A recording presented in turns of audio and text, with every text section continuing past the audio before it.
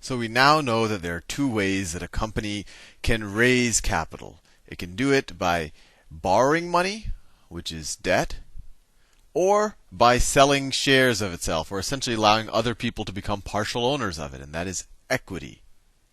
And these directly translate into securities that you're probably familiar with, but maybe you didn't have a more exact idea of what they are. You know what equity securities are. And just so you know, what is a security? A security is essentially something that can be bought and sold that has some type of claim on something or some type of economic value.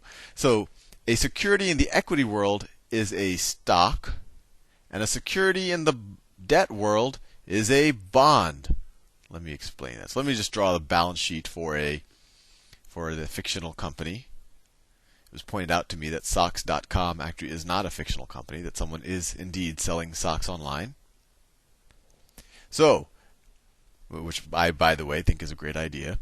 So let's see. I have my assets right here. These are the assets of the company, but that's not what we're worried about right now. Assets, and let me draw the equity of the company. Right, this is maybe shares that they sold, and so let's say that they have, I don't know, that there are 10 million shares. 10 million shares. And then we have the debt of the company, or the liabilities. There are other liabilities other than debt per se, but that's all we'll worry about right now. This is the debt. I'll do it in brown. We have the debt. And maybe the assets. Let me just think of a good round number. The assets are $10 million in assets. And let's say our debt is, I don't know, $6 million. And then what's left over for the equity, right? And the way you have to view it is, okay, if I have $10 million and I owe people $6 million, what's left for the owners of the company? Well, the owners of the company will have $4 million left. $4 million left. And it'll be split amongst the owners of the company. And there's 10 million individual shares. So if every person who has one of those stock certificates will own 1/10,000,000th of this $4 million, or essentially, what is it, 40 cents a share or something. So anyway, this is, and I think you're familiar with this already, this is essentially stock. Right? When we say 10 million shares, that's 10 million shares of stock. I could just draw I could draw 10 million stock certificates. And it's, I guess whatever the ticker symbol is. And there could be 10 million of those. Now, debt is interesting. There's a lot of ways you can raise debt. And actually, there's a lot of ways you could raise equity. It actually doesn't have to be with selling. Well, for the most part, you are selling stock. You could maybe think of some other way. And we'll talk about other forms of equity, preferred stock, and all of that. But in the simplest level, you're really always selling stock. Debt's a little different. Debt could be just in the form of a bank loan. So, this could be a bank loan, where you literally go to the bank and say, hey, I need $6 million. And they say, okay, here you go, and we'll give it to you for this interest. And you have to pay back the money above and beyond the interest over this time schedule. So, not too different than maybe a mortgage. Or they might say, okay, you pay the interest for 5 years. And at the end of the 5 years, you also have to pay the principal amount, so you have to pay the whole $6 million. So you maybe have to come up with a new loan or something like that. So that would just be a bank loan. There's other things that are revolving lines of credit, which is kind of like a company's, I guess a company's credit card to some degree. That it doesn't have to use it, but if it does, that's kind of debt the company takes on. But kind of the one that people always talk about, I guess in the same phrase, is bonds.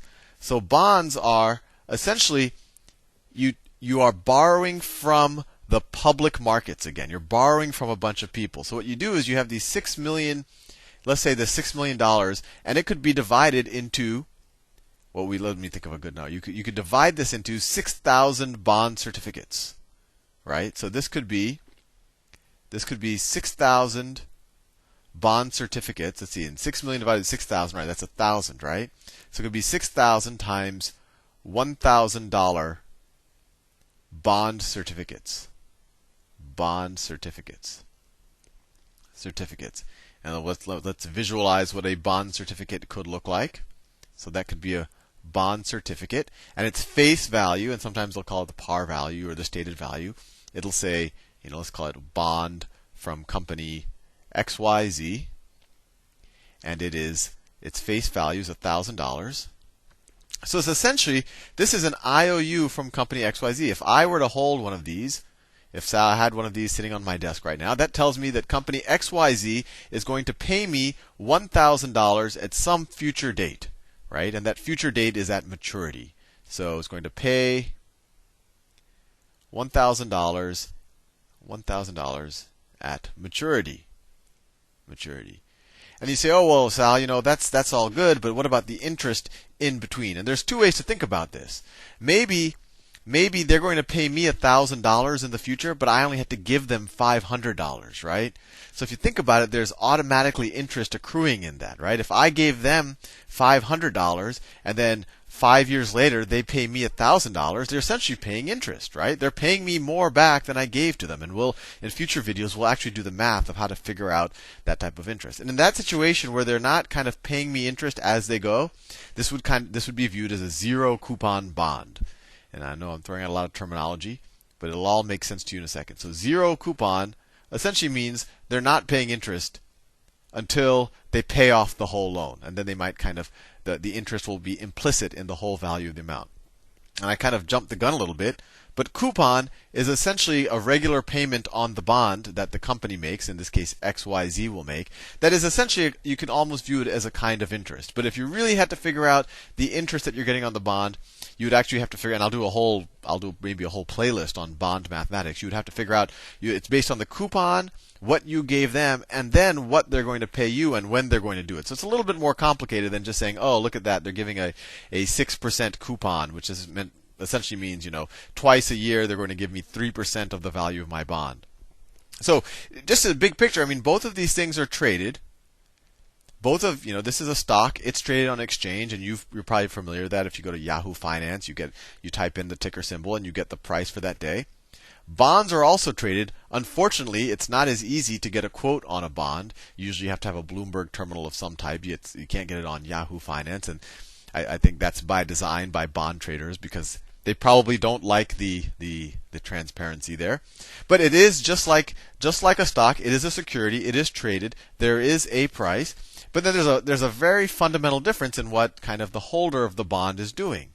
In a bond, you've essentially, if I'm holding a $1,000 bond, that means that I've lent some amount of money to the company, and it'll be in this part of it. And as long as the company doesn't go bankrupt, they'll pay me some interest and pay me my money back. When I own a stock in the company, right, I own a share of the equity as opposed to a share of the debt, which was the case with the bond.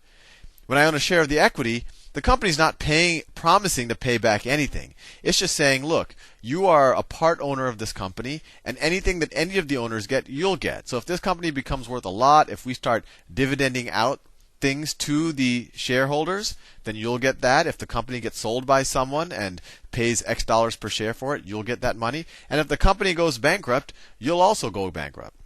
And that actually leads to an interesting question. If the company goes bankrupt, and let's say, actually, let's do the example right now. Let's say the company goes bankrupt, right? And I'll do a more in-depth example of this. The question is, let's say the company goes bankrupt and people decide that it's not operational anymore, that it just can't do business. Because there's actually two types of bankruptcy. There's one where you say, oh, the business is good, and it just can't pay off its debts, so we have to somehow restructure this side of it. And then the other type of bankruptcy is liquidation, where they say, you know what, this business doesn't even make sense to operate anymore. Let's just sell off all of the assets.